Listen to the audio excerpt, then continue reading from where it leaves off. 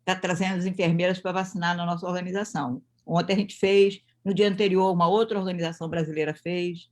Então, a gente está vacinando aqueles que estavam excluídos, né, que são os trabalhadores. Ok, estamos no Facebook. Então, deixa eu ir lá ver, entrar aqui no Facebook do telefone para dar um bom dia para as pessoas, e aí a gente, deixa eu tirar o som para não incomodar, e aí a gente pode começar. Tá lá, já chegou a Cláudia. Bom dia, Cláudia. Vamos compartilhando aí que a gente vai começar agora. Então, gente, hoje a gente tem um programa Estação Mulher especial com o embaixador Celso Amorim, que é uma pessoa que eu admiro muito, que tenho ouvido muito nos últimos dias, nos últimos meses, e que faz sentido para a gente que está aqui fora do Brasil, mas com o coração lá, né? Então, eu gostaria de dar o bom dia. Bom dia, embaixador. Eu sei que é difícil para você estar aqui, que você tem muitos compromissos, muitas lives, muitas entrevistas, então eu agradeço de coração. Não, prazer meu, foi muito prazer. Também com o nome da Estação Mulher, eu disse, vou parar o trem aqui e vou deixar parado aqui. E um bom dia para o Álvaro também. Bom dia, Luiz. É um prazer imenso estar sempre com você e é um prazer imenso estar com o ministro Celso Amorim, porque eu tenho um grande apreço. Pois é, quando eu mandei o anúncio para determinadas pessoas, elas disseram: nossa, que maravilha, admiro muito, gosto muito de gente que mandou dizer, a Branca, que está em Washington, disse que o irmão dela é seu amigo, acho que ele é embaixador no Líbano, Edgar Ribeiro. Tem Edgar Teles Ribeiro. Edgar Teles Ribeiro, ele agora está no Brasil. Ela disse que, ela falou, nossa, que maravilha. Então, é muito legal. Então, vamos direto para a nossa conversa. Embaixador, tenho visto suas entrevistas. Gente, como eu disse, nós brasileiros que estamos aqui, muitos de nós não podemos ir ao Brasil por conta da pandemia. Tem aqueles que vão porque se sentem, né, responsáveis pela família que está aí. A gente tem visto, por exemplo, essa semana foi anunciado que a cepa, eu acho que é R1 o nome, não me lembro, que vem do Rio de Janeiro, está no Cape Cod e tem o maior número de casos aqui por causa dos estudantes. P1 que é do Amazonas. Amazônia. Né? É da Amazônia. Não sei se tem outra já, eu também não sei. Tem tantas, né? Mas essa está na região do Cape, foi trazida pelos viajantes que vão e vêm do Brasil, e tem um número de casos grandes lá. E a gente está vendo a situação no Brasil deteriorada. Você que foi embaixador tantos anos, você que ocupou tantos cargos, você que viu o Brasil ser elevado à 6ª posição entre os países, você que viu o nosso país há poucos anos atrás, né, tá nas discussões mundiais, e agora a gente está vendo o Brasil sendo considerado laboratório de todas essas variações da pandemia. Ninguém quer brasileiro lá, ninguém quer com medo, olhando para o Brasil com medo. Como é que você vê essa situação? Eu vejo com muita tristeza, né? Eu vejo que às vezes a gente pensa aqui, porque a gente fica muito também, até agora estava tratando de questões que têm a ver com o dia a dia, de novos fatos que vão sempre ocorrendo, né? E às vezes a gente perde essa visão de conjunto, né? Esse evento que nós estamos participando aqui, você falou que é economia, política e saúde, né? Saúde pública. Eu jamais poderia imaginar que você viver 3 crises tão profundas ao mesmo tempo. Em geral, as crises econômicas trazem crise política, não necessariamente vice-versa. Mas as 3, na dimensão que nós estamos vivendo, é uma coisa que eu jamais poderia imaginar. Claro que a pandemia é uma coisa grave para o mundo inteiro, mas aqui foi combinada com o fato do país já vir numa fortíssima recessão, desemprego, né? E com um absoluto, não vou nem usar a expressão desgoverno, porque eu acho que é pior do que desgoverno, né? Porque eu acho que houve, pelo menos em certo momento, e de volta e meia reaparece, parece até ser uma intenção, né, de fazer certas coisas de maneira... Não é só não cuidou, porque se não cuidasse, deixasse os governadores cuidar, né? Se não cuidasse, deixasse outros cuidar, não, mas é uma permanente ação contrária às medidas necessárias. E totalmente inconcebível. Isso é totalmente inconcebível. E o Brasil, como você disse, que era um país era quase assim, até imitando o que a Madeleine Albright dizia, que os Estados Unidos eram potência indispensável. Claro que eu não posso dizer que o Brasil era potência indispensável, mas era uma presença quase indispensável. Ajudava a legitimar as reuniões. Precisa um país em desenvolvimento, chama o Brasil. Precisa um país em desenvolvimento para participar da Conferência de Anápolis, aí perto, sobre o Oriente Médio, né? Já tem mais de 10 anos. Né? Chama o Brasil. Pode chamar também a Índia, chama a África do Sul, mas chama o Brasil. Precisamos um núcleo negociador na Organização Mundial do Comércio que possa levar as coisas adiante. Chama o Brasil. Então, o Brasil estava em G20, né? Uma das primeiras pessoas consultadas, primeiros líderes consultados. Eu digo isso porque eu estava do lado, e é pelo tom do telefone, eu não sei se foi o primeiríssimo, mas um dos primeiros, certamente foi o Lula, pelo Bush. Então, estava presente em todas essas áreas. E tinha uma liderança, né, para falar, só para juntar com temas atuais, questão de patentes, o Brasil sempre liderou isso, aliás, para fazer justiça, até antes do governo Lula. Eu era embaixador em Genebra e participei de um esforço muito grande do Brasil para flexibilizar as normas de propriedade intelectual em função de saúde. Hoje a gente vê o Brasil resistindo, como se nós fôssemos os dois. Já seria errado eticamente, mas seria compreensível politicamente se você fosse dono dos maiores laboratórios do mundo. Não é assim. O Brasil tem que importar tudo, ou quase tudo, né? Quer dizer, produz aqui, invasa e tal, mas importar quase tudo. Então, é uma coisa... E nesse dispôs com a Índia, que é um país que é parceiro. Já tive, enfim, tem todos os fatos aí, vou ficar muito longo se eu ficar descrevendo, acho que vocês fazerem perguntas, mas eu vejo com muita tristeza, e o Brasil, que era requisitado para estar presente, eu ouvi frases, vou citar uma, por exemplo, em relação ao Oriente Médio, o ministro das Relações Exteriores egípcio. O Egito é um país muito, muito orgulhoso, assim, né? Eles consideram que tem lá seus problemas, evidentemente, ninguém vai dizer que não, mas o Cairo, o farol do Oriente Médio, até um pouco cioso assim, do papel que ele tem na região. E uma vez me liga o ministro egípcio, Abu Gate, depois ele virou secretário-geral da Liga Árabe, para me dizer: Celso, peça ao Lula para ligar para o Shimon Peres, não subestime a influência do Brasil. Isso era ele falando, né? Quer dizer, outras pessoas, eu poderia citar exemplos inúmeros, em várias situações, em várias áreas. Obviamente, em questões como clima, comércio, né? O Brasil absolutamente presente em tudo. Presente também em países em desenvolvimento, países da América Latina, na África. E hoje é um país que não só digamos, é pior que um pária, né? Porque é um pária contaminado e contaminante. Então, isso é o que nós estamos vendo com grande tristeza. Vai mudar, mas vai ser difícil. Vai ser duro, vai levar tempo. Eu me lembro, embaixador, o senhor se referindo, não me lembro agora a quem, a um dos líderes africanos que dizia ao senhor que para cada problema africano tinha uma solução brasileira. Na época que o Brasil tinha cooperação com a Embrapa, indo para a África, em Moçambique tinha uma fábrica que foi facilitada pelo Brasil. O senhor tinha um respeito muito grande pelo que o senhor chamava da política ativa, altiva e solidária, que hoje a única coisa talvez é o ativo, mas é o ativo negativo. Dá para fazer até um trocadilho. Negativo, né? Porque é o ativo na negação. Não, o Brasil teve assim, essa posição, a frase essa que você mencionou, do Calixto Zuma, que era professor em Harvard, ele tinha sido secretário-geral da Conferência de Biodiversidade, da Organização de Biodiversidade, e era um cidadão do Quênia, muito, muito conceituado, né?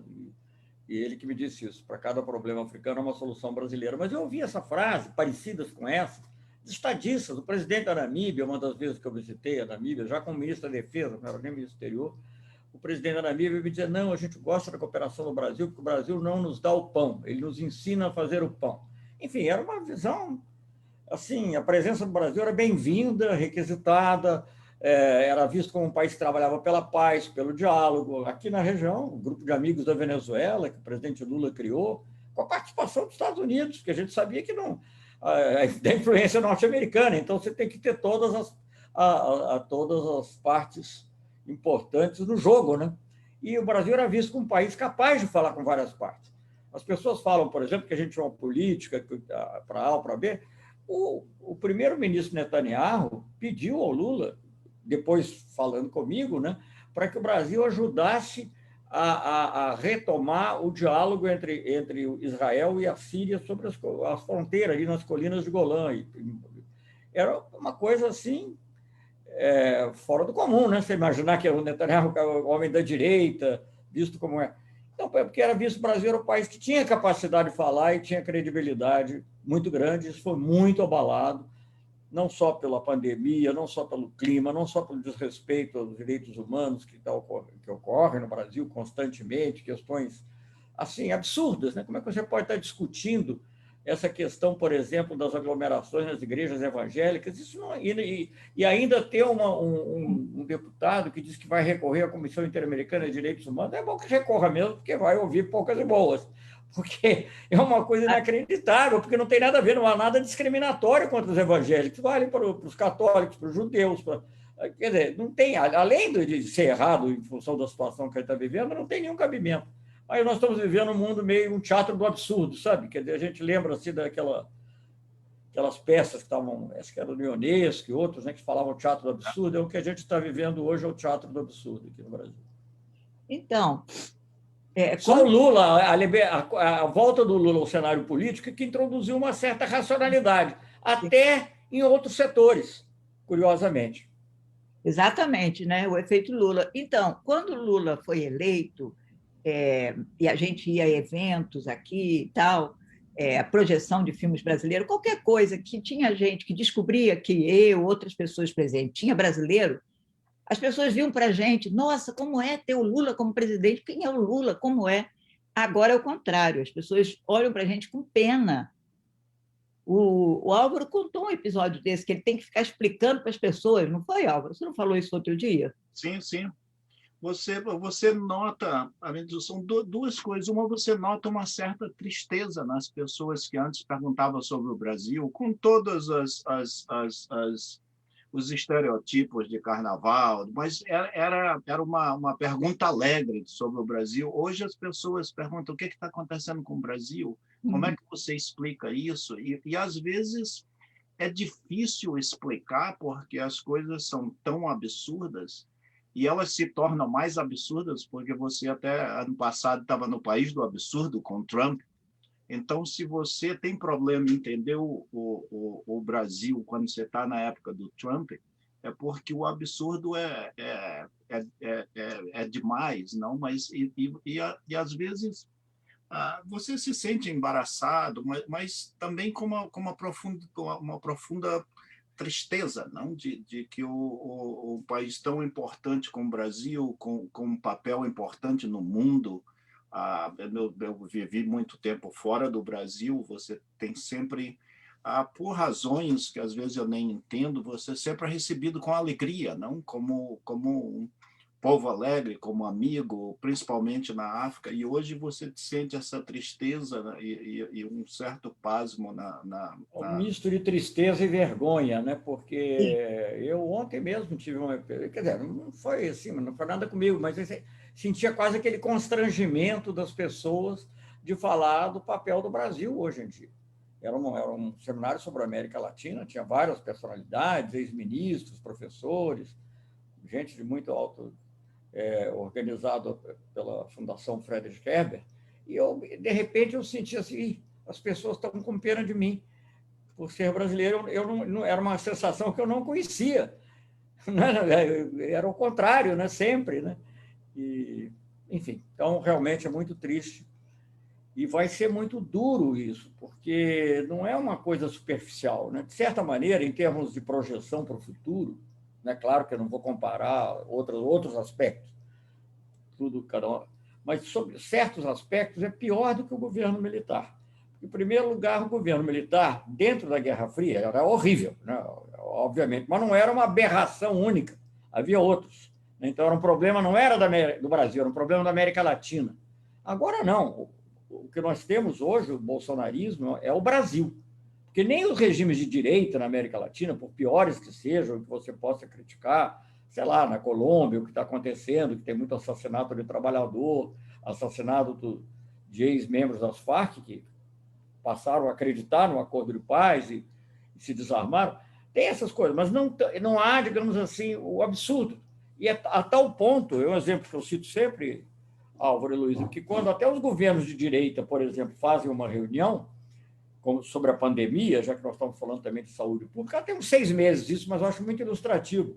O Ivan Duque, da Colômbia, fez uma reunião para cooperação em matéria de pandemia. Ele chamou 2 outros presidentes de direita, o chileno, o Pinheira, e o Lacalle Pou do Uruguai. Não chama o Bolsonaro, porque não dá para acreditar. Quer dizer, ninguém, nem sequer a direita, talvez a exceção fosse o Trump, né, que via nele ali um pupilo fiel, que apenas estaria ali para adular e nem sequer contestar nada, mas ninguém, nem os governos de direita. Aliás, quando a Marine Le Pen foi comparada ao Bolsonaro, não tem nada a ver com isso, não. Isso aí não é outra coisa. Isso já lá atrás. Agora, então, é muito pior. Você ouvir diariamente, e é uma verdade, né, que o Brasil é um perigo para o mundo. Gente, eu fico preocupado. Eu trabalhei eu fui embaixador na ONU, como vocês sabem, além de ministro, né? Então, eu fico vendo a hora que algum país que tem algum motivo levante uma questão contra o Brasil no Conselho de Segurança. Porque acaba, não pode dizer que é uma ameaça à paz, mas é uma ameaça à segurança, à segurança internacional. Né? Sim, só não aconteceu isso até agora porque o Brasil é muito grande. Que é muito grande. Se fosse um país pequeno, já estava no Conselho, como foi o tema do Ebola, por exemplo, do Conselho. Nem que seja para dizer que é para cooperar e tal. É muito ruim. É uma imagem assim... Eu não gosto muito de falar de imagem, porque aqui, na época da ditadura, as pessoas se preocupavam com a imagem, mas não se preocupavam com a realidade. Né? Eu falei, não dá para fazer facelift. Se mudar a imagem, tem que mudar a realidade.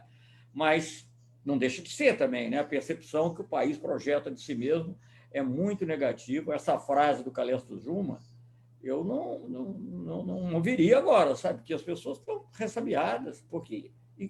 E, infelizmente, eu digo sempre isso também, que me repito um pouco, mas os públicos são diferentes, quando um jovem secretário brasileiro, se não for um embaixador, um jovem secretário, seja aí na ONU, né, em Nova York, seja em Genebra, lá na Conselho de Direitos Humanos, levanta a plaquinha, a placa não diz governo Bolsonaro, não tem o nome do chanceler, a placa diz Brasil.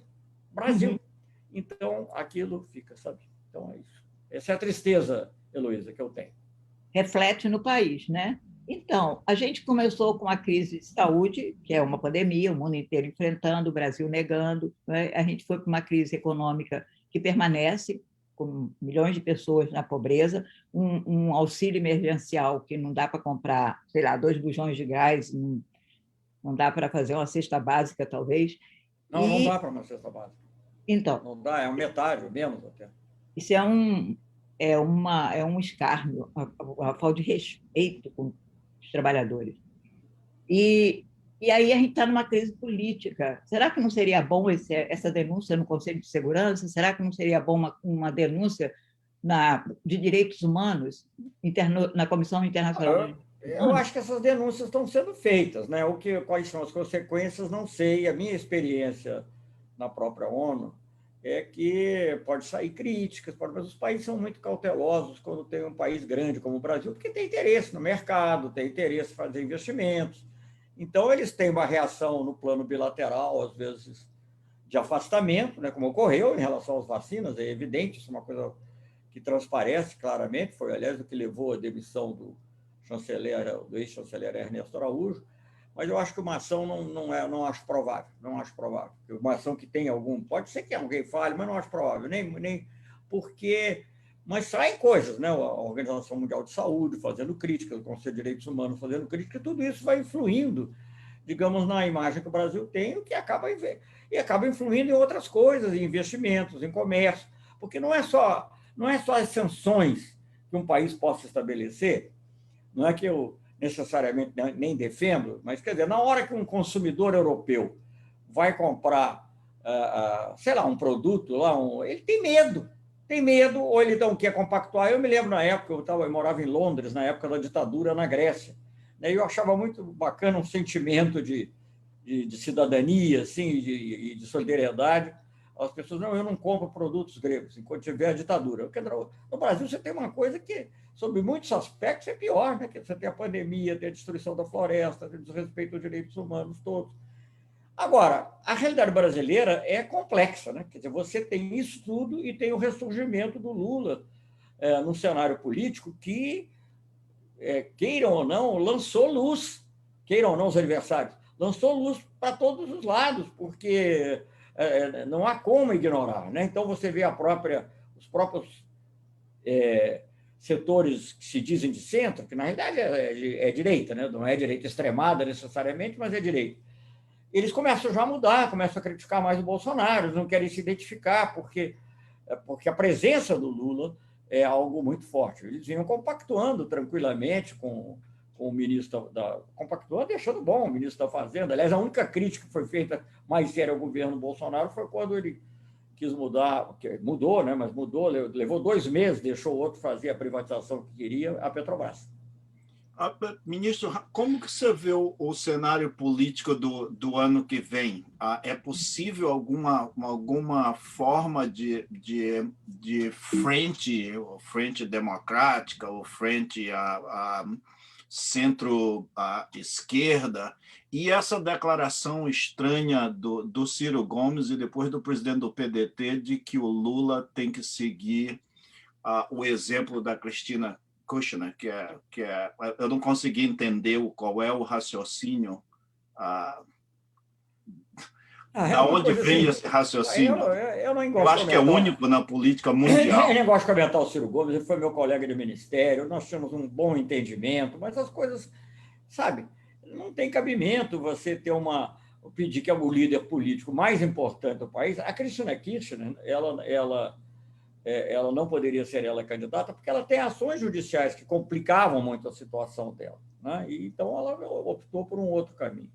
No caso do Brasil, o Lula foi exonerado, né, as ações do próprio Fachin, que era um defensor da Lava Jato, e continua a ser, considerou que o foro era incompetente para julgar. Isso não é uma tecnicalidade, isso é uma coisa interessante dizer aí nos jornais, que isso é uma tecnicalidade. Não é uma tecnicalidade, porque ele não foi para Curitiba por acaso, puxaram para Curitiba porque lá tinha alguém que ia julgar dessa maneira, não é? Então, não é uma mera tecnicalidade, ela tem implicações ligadas à substância, ligadas à própria questão da Petrobras, etc. Mas, enfim, deixa eu fazer 2 coisas. Primeiro, rapidinho, Heloísa, eu sei que você pediu para ser rápido, mas eu sou sempre assim. Não, primeiro, olhar para 2022 é necessário, sem dúvida, mas é difícil, porque nós temos um nevoeiro na nossa frente, que é 4 mil mortes por dia. Veja bem, na Segunda Guerra Mundial, a gente fez um monumento enorme e bonito, e que deve ser, eu visitei várias vezes como ministro da Defesa, o Monumento dos Mortos, né, na Segunda Guerra Mundial. Se você pensar os que morreram na Itália, morreram outras pessoas também nos navios afundados. Se você contar os navios afundados, chega a 2.000 e pouco. Se foram os que morreram na Itália, são 600. Estão morrendo aqui quase 7 vezes esse número por dia. Por dia. Eu não estou dizendo isso para fazer pouco do outro sacrifício, não, porque eu prezo e defendo que a gente cultue também as pessoas que lutaram pela liberdade, pela democracia, contra o nazismo, né, na Itália. Defendo muito. Agora, para ver a dimensão da tragédia que a gente está vivendo.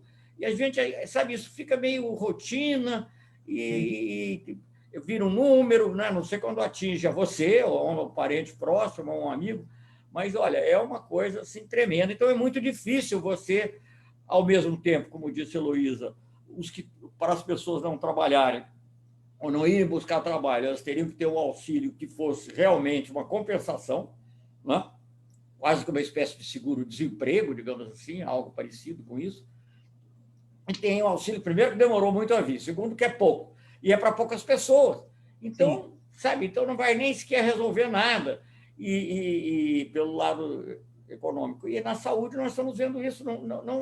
O que acontece é o seguinte, quando se tornou absolutamente impossível continuar negando as vacinas, o governo, o presidente Bolsonaro, passou a aceitar. Mas foi um pouco...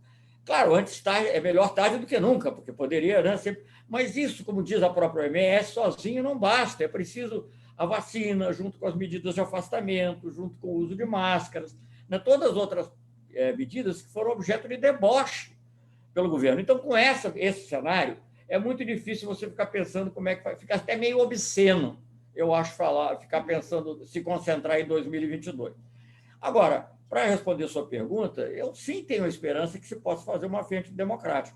Agora, o que se viu por ações recentes, além dessa declaração que você falou do Ciro, de que o que se viu é que aquele autodenominado centro, eles não querem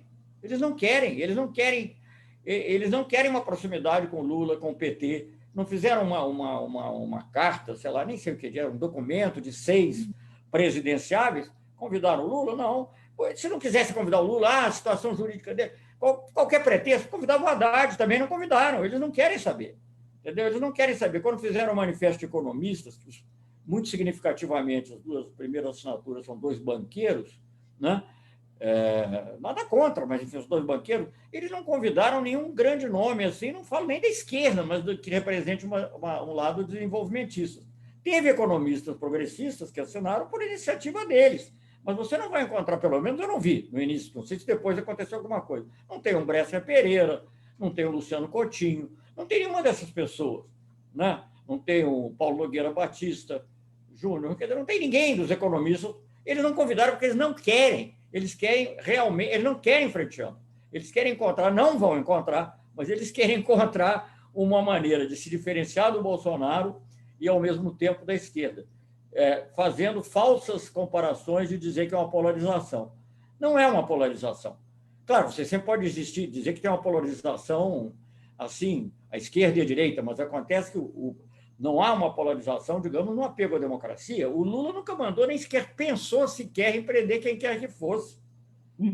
Não é? Ele, ao contrário, a tendência dele era libertar. Ontem até ele pediu desculpas na Itália pela questão do Cesare Battisti, e ele não fez isso para incomodar ninguém. O impulso natural é a liberdade. Nunca teve um jornal que sofresse, ninguém reclamou de verba de publicidade, de nada. Apesar dos ataques que ele sofreu sistematicamente. Então, que é totalmente diferente do que se passa hoje em dia. Então, não se pode falar nisso. Então, eu acho que eu acho que, por exemplo, eu às vezes fico animado. Por exemplo, quando eu vi já 3 meses atrás, ou mais, antes de sair, por exemplo, as declarações do César Maia sobre o Mike Pompeo, quando o Mike Pompeo esteve no Brasil, eu achei uma coisa positiva. Até falei, olha, não é uma frente ampla, mas a gente pode fazer uma ampla frente pela soberania e pela democracia. Depois, o próprio César Maia repetiu, ele e outras pessoas, frases muito positivas sobre o discurso do Lula logo após. Então, falando que era um discurso de estadista em contraste com os discursos, as falas habituais do atual presidente. Então, eu acho que você poderia, em tese, conceber que tem uma frente para a democracia, mas você não pode dizer, tem, mas a hegemonia vai ter que ser da direita ou do centro. Aí não dá. Você tem que discutir, vamos devagar, vamos indo. Mas eu acho, volto a dizer, eu acho que o momento agora não é esse. O momento agora é, sim, de ter uma posição unida de todos os democratas autênticos em relação aos problemas atuais do Brasil. E eu fico, por exemplo, satisfeito que agora uma dessas... Acho que essa CPI, se eu não me engano, é a CPI da Cidadania, que tinha lá a assinatura do Partido Cidadania, que não se pode dizer que seja um partido de esquerda, né? Tem até ex-comunistas, mas foram ex-comunistas que foram bem para o outro lado.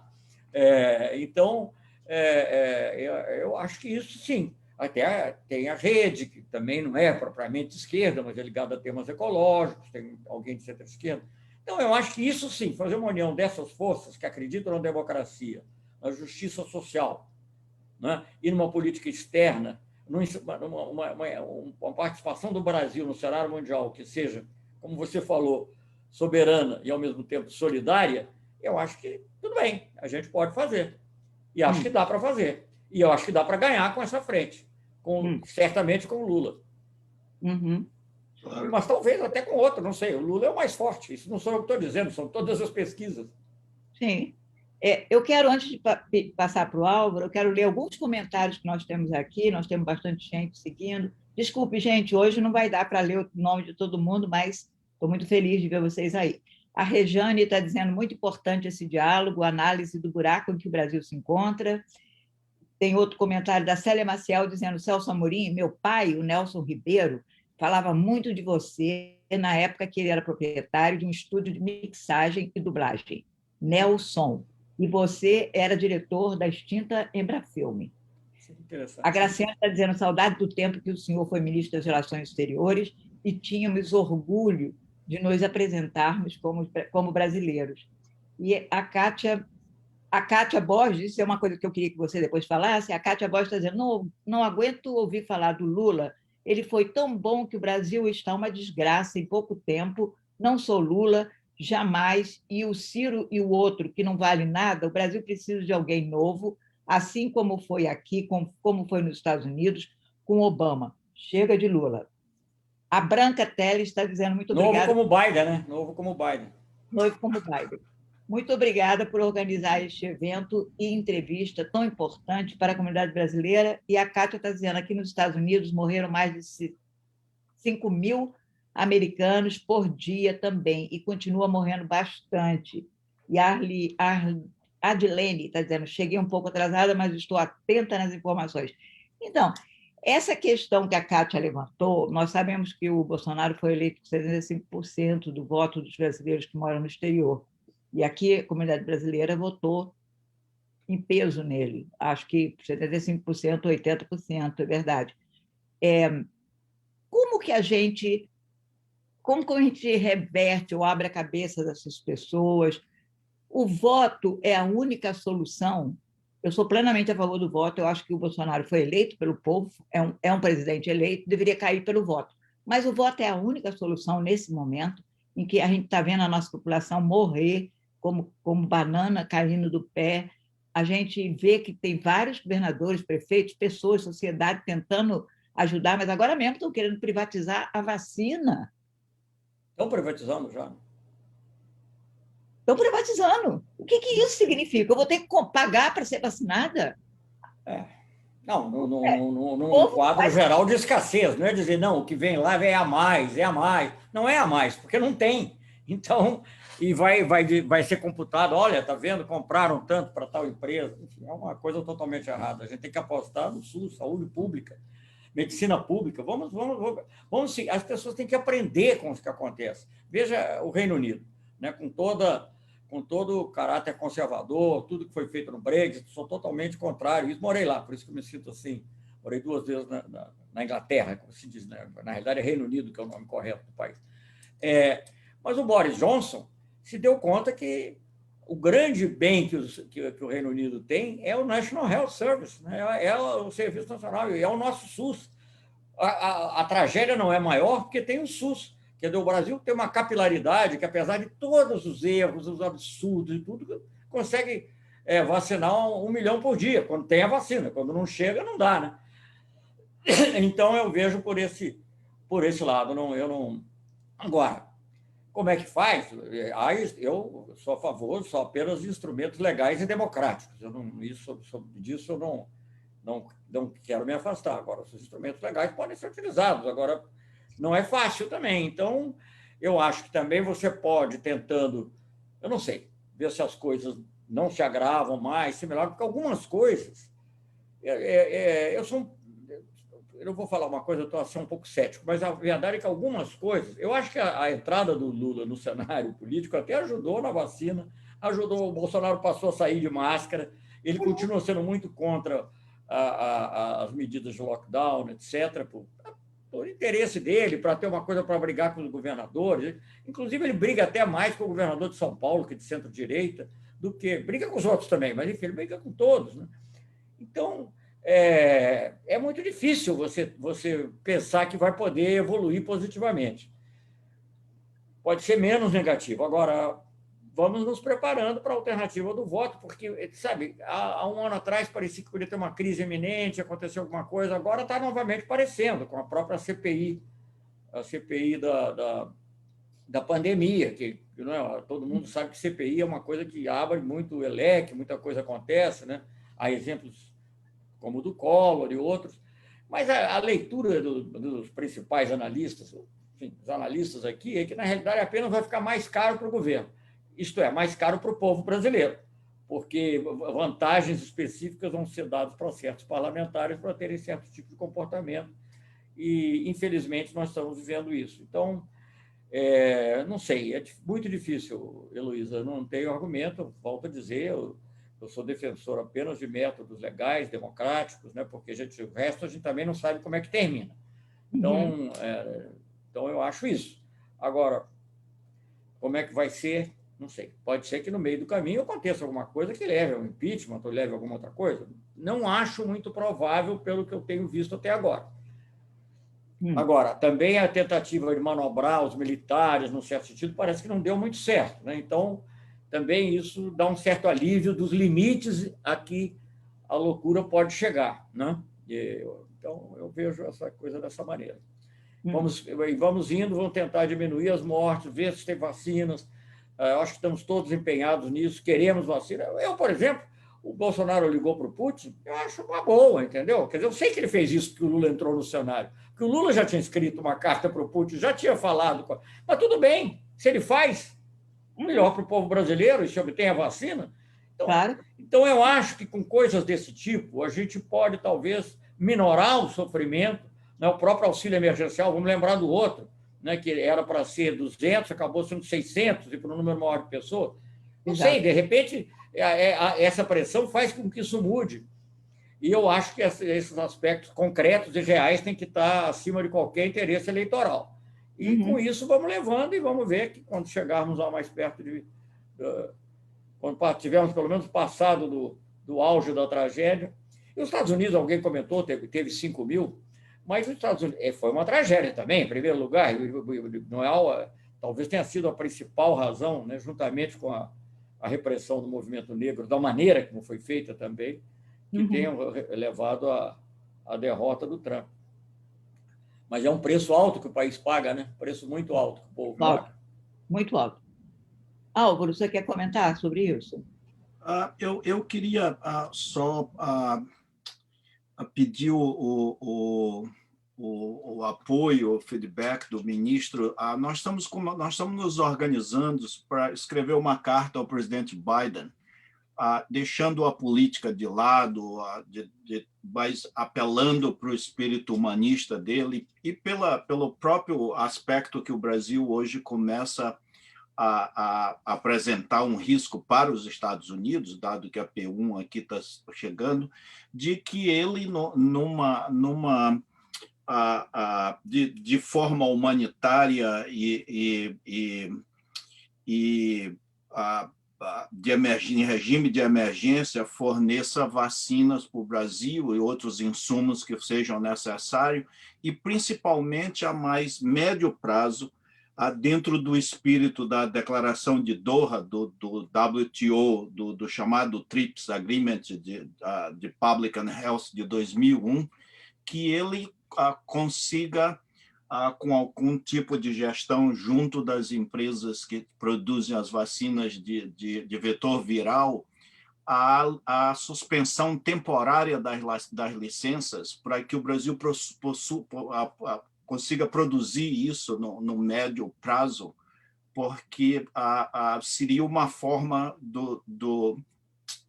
de apelar para o espírito dele humanitário, de socorrer o Brasil nesse momento. Claro que depois tem outros países que são muito mais pobres que o Brasil, mas dado a crise, dado a expansão e o risco...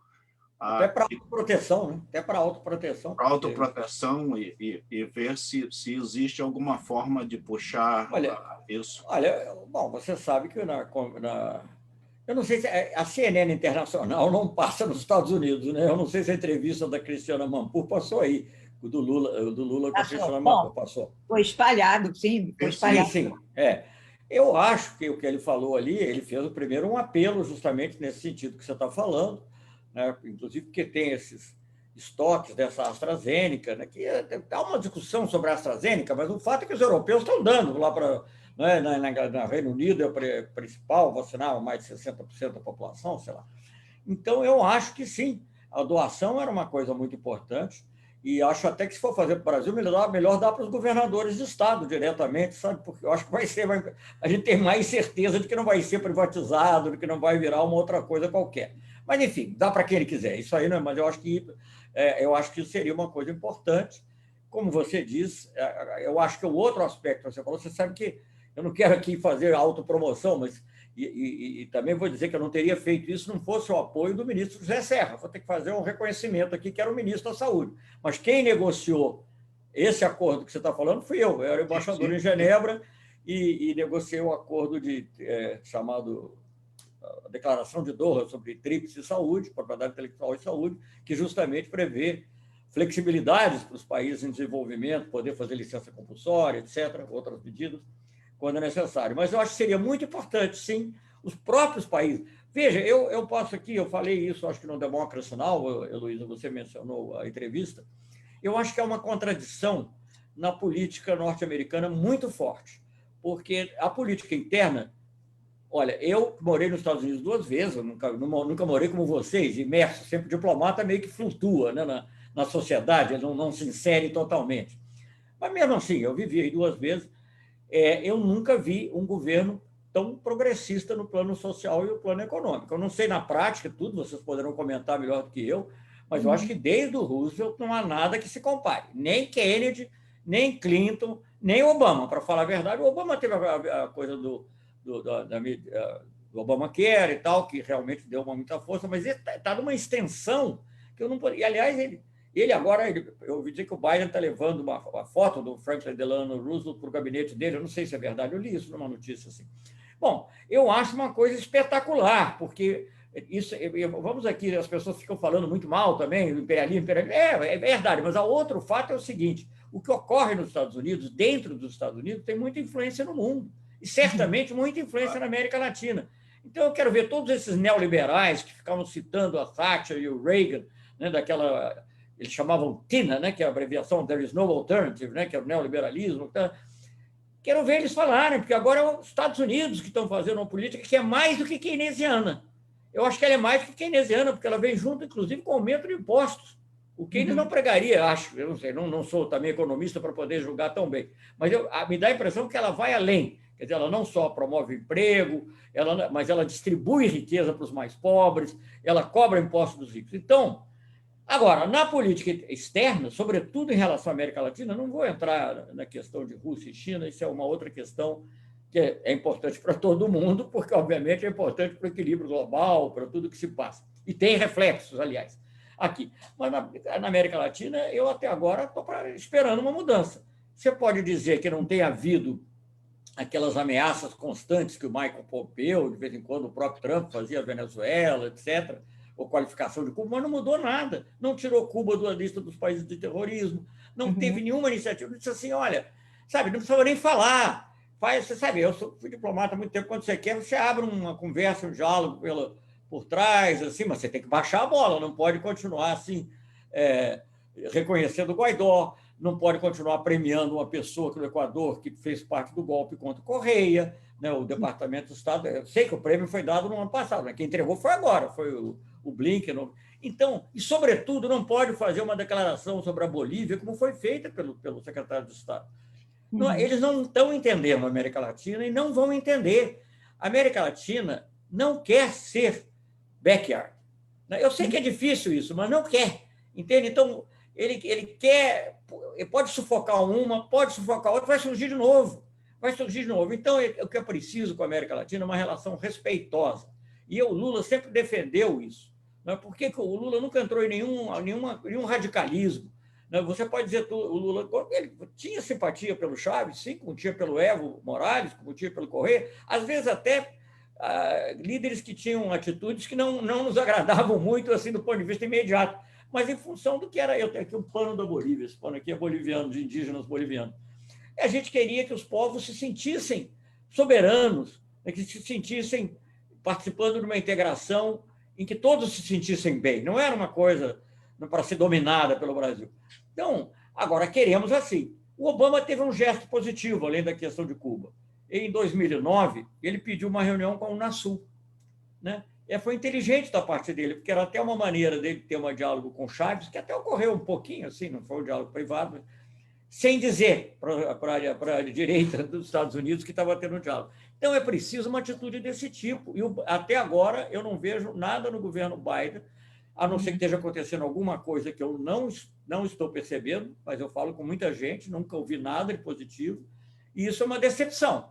É uma decepção, porque você tem pessoas, muitas pessoas que apoiaram o Biden, como o Bernie Sanders, para falar do mais importante, mas muitas outras, né? Aquele caso Cortez, tem O próprio presidente, atual presidente da Comissão de Relações Exteriores da Câmara, Gregory Meeks, né, são pessoas que têm uma visão mais aberta, e eu acho que é essa visão que é necessária. E eu vou dizer que esse desprezo pela América Latina é uma coisa absurda. E aí, eu vou terminar esse raciocínio, Heloísa, porque eu acho que é uma coisa que pode parecer muito sofisticada, mas eu acho que o público tem que entender isso. Eu li um artigo de uma pessoa que acho que ele foi até diretor do Council on Foreign Relations, um intelectual respeitado aí, e respeitável, chamado Richard Haas. Ele escreveu um artigo falando dos países que devem fazer parte de uma espécie de concerto mundial. Ele não só não inclui o Brasil, hoje em dia você não vai nem sequer esperar que inclua mesmo, você tem que esperar. Seria impossível, 10 anos atrás, você pensar uma coisa que não seja só os 5 membros permanentes do Conselho de Segurança, que não envolva o Brasil, né? O Obama, quando o Lula participou daquela negociação com o Irã, foi pedido do Obama, foi pedido expresso do Obama. Bom, mas enfim, mas não fala nem na América Latina. Quando eu falo da América Latina, e a América Latina, a OEA. A OEA é os Estados Unidos com sotaque espanhol, com sotaque, é só isso, não é mais nada. Houve alguns momentos assim com o nosso compatriota, o Baiano Soares, e mais tarde com o Insulza, chileno, que melhorou um pouco, mas as últimas ações da OEA são lamentáveis. Então, há um desprezo pela América Latina, um tratamento da América Latina como pátio traseiro, né, como se diz em espanhol, que é lamentável. Então, isso acho que tem que mudar. E eu estou falando isso tudo porque a pergunta leva a isso. Quer dizer, por que o Biden não tem uma atitude diferente? Eu não sei. Mas por que não mudou ainda o presidente do Banco Interamericano de Desenvolvimento, que houve oposição dos próprios democratas à nomeação dele, porque era a primeira vez que tinha um norte-americano? Isso eu acho que nem é tão grave, para falar a verdade. Porque tem muito latino-americano que está pronto a fazer um serviço pior do que americano. Botasse o Stiglitz ali, para mim estava ótimo, entendeu? Botasse o Krugman ou botasse um outro economista desse, para mim estava ótimo. Agora, ter um cara que é um falcão, que é ligado à comunidade cubana de Miami, à comunidade, a interesses venezuelanos e outros, como se revelou, e era o representante deles no Conselho de Segurança Nacional como presidente do Banco Interamericano, é uma vergonha enorme. Então, não sei. Então, em vez de ficar pensando em combater a China e a Rússia, eles, aqui na região, eles podiam fazer um gesto positivo. Aí depois surpreendem. Eles ficam contra o Paraguai comprar vacinas da China, mas só que não dão. Você dissesse, não está aqui, ó, não compra da China, não está aqui. Bom, tudo bem ou tudo mal, não sei, mas eu posso compreender. Mas não é assim. Quer dizer, não dão, não vendem e não deixam comprar de outro. Pressionam o governo paraguaio. Isso está todo dia nos jornais paraguaios aqui. É uma coisa inacreditável.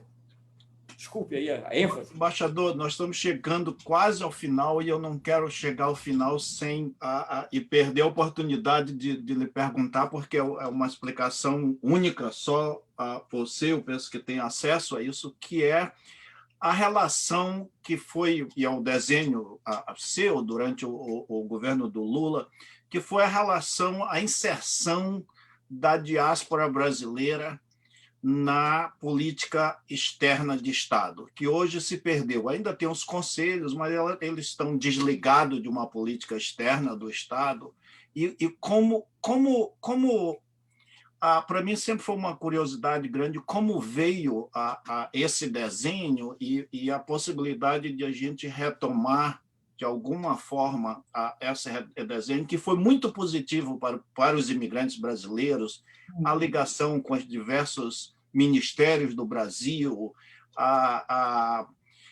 vários programas e eventos. Eu participei antes da primeira reunião dos brasileiros no mundo no Rio, a segunda reunião que o presidente Lula estava, e foi um movimento muito importante que absorveu os desenhos mais progressistas do México, da Itália, de outros países, e com muito poder intelectual. Eu queria que o senhor falasse um pouco disso, porque nos dá muita saudade e falta. Verdade. Eu acho que, bom, primeiro essa relação com o povo que o presidente Lula tinha objetivamente, né, de modo que eu não vou dizer que nada tivesse sido feito antes, alguma coisa foi feita, começou a haver uma certa consciência e havia, digamos, a consciência de que o Brasil tinha se tornado um país de emigração, muito mais do que de imigração, e que a gente tinha que ter um tratamento. Houve casos emblemáticos também que nos levaram a ter uma ação, sei lá, o caso do Jean Charles no Reino Unido, teve outros casos parecidos, que essa questão era palpitante. Uma das primeiras visitas que o presidente Lula fez à Europa, uma das primeiríssimas, acho que maio ou junho de 2003, foi a Portugal, onde havia, claro que não é o número dos Estados Unidos, mas proporcionalmente um grande número de brasileiros, e tivemos um diálogo forte com o presidente Durão Barroso, e fizemos mesmo, o presidente Lula fez a exigência, e fomos procurados, e éramos sempre procurados. O presidente Lula era procurado, eu estou pondo no plural, não majestaticamente, que não tenho nenhuma pretensão a isso, mas porque às vezes é o que sobrava para mim para operacionalizar. E uma das outras viagens, justamente você falou a primeira reunião, havia uma ideia, a primeira, quando, não nesse primeiro encontro ele tratou de resolver problemas jurídicos em relação aos brasileiros em Portugal e outras questões semelhantes.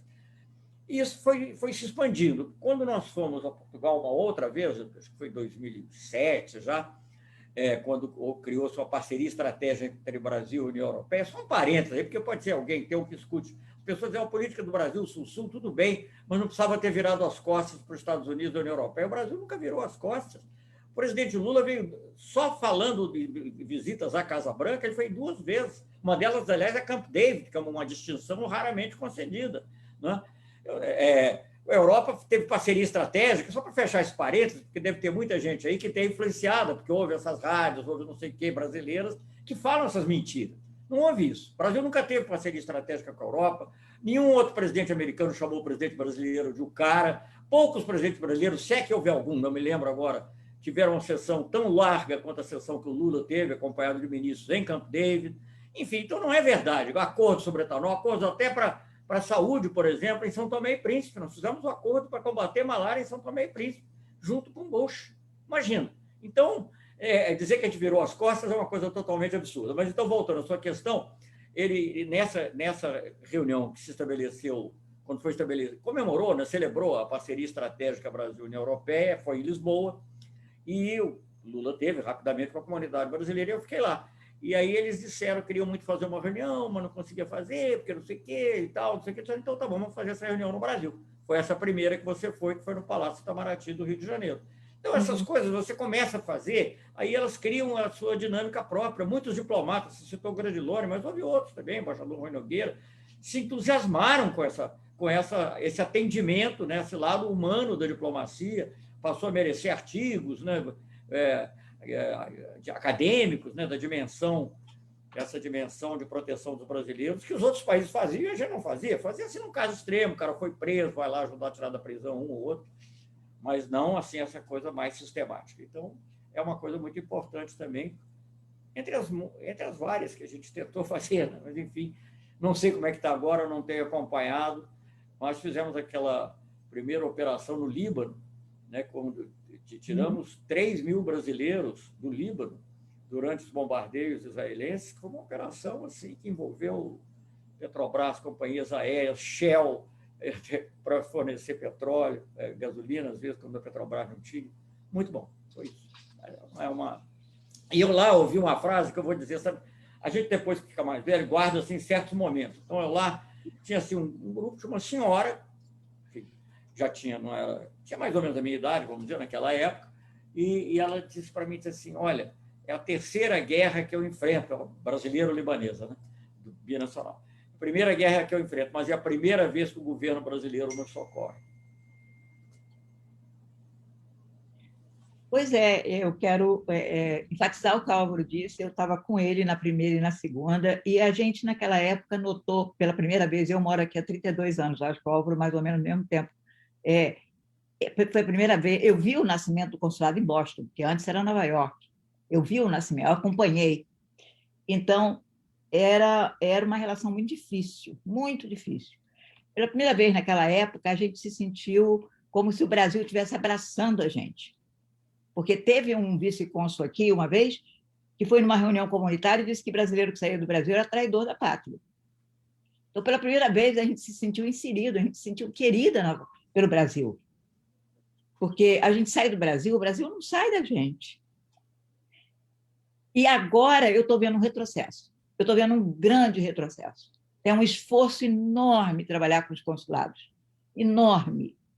É uma coisa pesada, é uma coisa como se a gente tivesse que ficar pedindo favor, por favor, sabe? As pessoas aqui, Os brasileiros, nossa comunidade brasileira aqui tem de tudo. Tem profissional como Álvaro, tem gente que trabalha em organização comunitária como eu, tem professores de universidade, a área médica infestada de brasileira e brasileiro. O grosso da nossa comunidade é pessoal trabalhador que trabalha em já trabalham com limpeza, fazem limpeza. Eu acho que 75% das nossas mulheres trabalham com limpeza, são babás, são pessoas que lutam com muita dificuldade e que se sentem excluídas. E não saíram do Brasil porque querem, né? Saíram do Brasil porque não tinham oportunidade. Não né? tem condições. Estava até começando com o crescimento da economia, não sei se aconteceu em Boston, mas estava começando a haver um movimento de regresso de muita gente investindo no Brasil. Houve um movimento de regresso. Houve um movimento de regresso e agora a gente está vendo novamente, já há algum tempo, o pessoal vindo. E o pessoal se sente muito humilhado, não tem documento. Então, isso para esse pessoal vive com medo. Né? Na época do Trump era um horror. Agora está melhorando um pouco. Mas, assim, o que eu quero dizer... Não, mas sempre, acho que essa é a visão do presidente Lula, né? De cuidar. Ele tem uma visão de dizer assim, o presidente tem que cuidar. O presidente tem que cuidar. E os brasileiros no exterior são brasileiros como nós, como todos que estão aqui. Então, temos que cuidar deles dentro daquilo que a gente pode fazer. E eu sempre disse, ministro, que a nossa comunidade, pelo menos aqui de Massachusetts, é a melhor relações públicas do Brasil fora. Porque é reconhecida pelos americanos, é bem vista pelos americanos. Claro que a gente tem problemas como em qualquer comunidade. Sim, qualquer comunidade. Agora, eu tenho uma queixa contra o Lula, que ele nunca veio conversar com a gente aqui. Então, você, que trabalhou com o Lula, amigo pessoal do Lula, eu peço a você, diga ao Lula que eu estou esperando ele para fazer uma live com a gente e falar direto com a nossa comunidade aqui. Tá bem, vou transmitir o seu recado. Eu tenho a maior admiração pelo Lula, eu não tenho nada a ver com o PT, mas eu adoro o Lula. E sempre quis que ele falasse com a nossa comunidade. Que seja Bolsonaro, que tenha votado no Bolsonaro, que não tenha, não me importa. Somos todas brasileiras e brasileiros. E queremos ouvir o Lula. Tá certo? Tá certo. Falarei, bom, transmitirei. Antes da gente começar a se despedir, porque realmente está na hora, eu não quero atrasar o programa da Ana Panori, que vem aí, eu quero ler ainda alguns comentários que tem aqui, que as pessoas fizeram. A Adilene está dizendo que, na opinião dela, ela pensa que a gente tem que deixar de apedrejar presidente, vamos nos informar mais com as pessoas para a gente ficar mais unido. A Kátia disse que sempre falou que o Brasil iria ser uma tragédia com o Covid. A Branca Teles está dizendo que chegou atrasada e queria saber se você, Celso, chegou a comentar a significância significativa mudança presidencial nos Estados Unidos, a sua influência no Brasil a curto prazo, ou seja, ainda em 21, pois em 22 parece que ainda está distante. E a Adilene está dizendo que tem um exemplo muito em conta com o prefeito de Marilac, que está mudando e realmente conseguindo vacinar várias pessoas, pois a situação lá está crítica, muitas pessoas começaram a falecer, e antes que piore mais, o prefeito está se unindo com o povo, deixando elas cientes de usar máscara e conseguindo várias vacinas, o que não está sendo fácil, mas o programa está dando resultado. E a Branca está dizendo, parabéns, Heloísa, é verdade, a comunidade brasileira em Boston é, de fato, a comunidade mais organizada nos Estados Unidos. Embaixador, nós temos aqui 4 mulheres que são vereadoras, foram eleitas recentemente em cidades diferentes. Temos uma mulher e um homem que foram eleitos para os conselhos escolares de cidades diferentes, e agora temos um deputado estadual. Em qual estado? Na Massachusetts? Aqui em Massachusetts. Isso foi agora... Estudou em Barra de Boston. Aqui em Massachusetts, 2 anos. Então, nós temos 3, 5, 6 brasileiros na política, fora a gente que não exerce cargo político, mas faz política, né, Álvaro? Está sempre fazendo política. Política no sentido do Paulo Freire, educação como política. Exatamente. Estamos sempre reivindicando, pedindo, levando os brasileiros para fazer protesto, para reivindicar, para usar a sua voz, porque eu digo sempre para a nossa comunidade, documento é coisa inventada por autoridade para oprimir o povo. Nós não somos diferentes porque um tem documento e o outro não tem. Somos todos gente, e todos temos uma voz e todos devemos exercer a nossa voz para melhorar a nossa vida, porque quando a gente melhora a nossa vida, a gente melhora a vida da nossa comunidade. Embaixador, o que eu não perguntei, o que você não falou que você gostaria de falar? Não, eu queria aproveitar essa ocasião para fazer essa saudação à comunidade brasileira, aos brasileiros e brasileiros que estão aí. Muito importante que seja a Estação Mulher, ter essa dimensão. Um dos grandes problemas do Brasil, que provavelmente se projeta no exterior, são a desigualdade. A dimensão de gênero é uma delas, né, muito importante, há outras também. Então, quero saudar todos os brasileiros e brasileiros que estão aí e dizer que sempre foram, sempre tiveram no centro das nossas preocupações. O Álvaro, que esteve lá, acompanhou, foi a primeira vez que nós tivemos um nível tão alto, um subsecretário cuidando desses temas no Itamaraty, porque todas essas coisas parecem burocracia, mas não é. Você coloca uma coisa no nível mais alto, o tema passa a ter um outro tratamento. Não fizemos tudo que talvez gostássemos de fazer, mas fizemos, por exemplo, o Lula não foi falar com os brasileiros, que é difícil, viu? É difícil. Acho que ele nunca foi a Boston sequer, apesar da importância. Ele veio a Boston quando era candidato. Não, eu sei, mas como presidente também, eu acho que... Nunca veio. Não veio, eu sei disso. Mas é que não dava, não tinha condição, quer dizer, era demanda, eu dizia, viu? Mas eu não estou querendo dizer que não vai fazer isso acontecer oportunidade de novo, não. Vai acontecer, porque cada vez mais a ligação com o povo só aumenta. Agora, com as pessoas, né, a ligação humana, essa preocupação dele agora com a pandemia, com as pessoas, muito mais concreta, muito mais importante do que saber se vai fazer aliança com B, com C, com D. Então, eu acho que ele provavelmente, como essa área é a área de maior concentração, ou uma das de maior concentração de brasileiros nos Estados Unidos, eu, certamente, se ainda estiver por aqui vivo, se ele ainda estiver ouvindo a minha opinião, às vezes, seria um advogado, mas não é um advogado que vai falar para um ouvido amigável, que vai receber bem a ideia, ele vai adorar. Ele gosta muito mais, o Lula gosta de estar com o povo. Como eu acompanhei aqui, às vezes, no Brasil também. Então, é isso. E eu quero saudar, e eu, duas vezes que estive aí em Harvard, tive contato também com a comunidade, aí foi uma coisa mais partidária que me procurou, mas eu teria muito prazer de estar com outras pessoas também, quando eventualmente for. Mas o importante é o presidente Lula poder voltar. Então é isso. Diga a ele que ele ainda não é presidente novamente, e segundo ele não é candidato também, porque ele está tratando da saúde. Então... Não, ele não mas também não diz que não pode vir a ser se as pessoas pedirem, exigirem, se for necessário. Mas é a vez de ele falar com a gente agora, que aqui tem gente do Arroio ao Chuí, de norte a sul, leste a oeste. Álvaro. Eu só queria agradecer a você, Heloísa, por essa oportunidade de conversar com o ministro Celso Amorim e agradecer ao ministro de novo por tudo que ele tem feito por anos e anos e anos para o nosso país, para o nosso povo e principalmente para a nossa comunidade imigrante, que foi muito importante e é uma dívida que nós temos para a vida toda. Foi um tempo de... Vocês não têm dívida, nós temos dívida daquilo que nós não chegamos a fazer. Não, foi muito importante do reconhecimento de uma das coisas que não foi dita, que eu penso foi muito importante, e tem tem a marca do presidente Lula, mas também tem a sua visão, que era da importância dos imigrantes brasileiros para o Brasil. Isso não foi só uma relação assistencialista aos brasileiros, mas a primeira reunião no Rio, a segunda reunião, isso era bastante claro da importância da diáspora brasileira em facilitar o soft power do Brasil pelo mundo. Isso, eu quero agradecer demais, Álvaro, obrigado novamente por estar aqui. Embaixador, eu sei que o seu tempo é precioso, mas eu acho super importante que a nossa comunidade, que os brasileiros fora do Brasil ouçam pessoas como você, porque o que você tem falado, o que você tem dito, tem alertado, é muito importante. Nem todo mundo faz isso, são poucas as vozes ainda, e eu acho que isso é muito importante, porque é isso que vai mudar a nossa voz, é isso que vai nos dar coragem de levantar e lutar por um governo que realmente nos represente, que realmente nos dignifique, porque como brasileiras e brasileiros, é isso que a gente merece.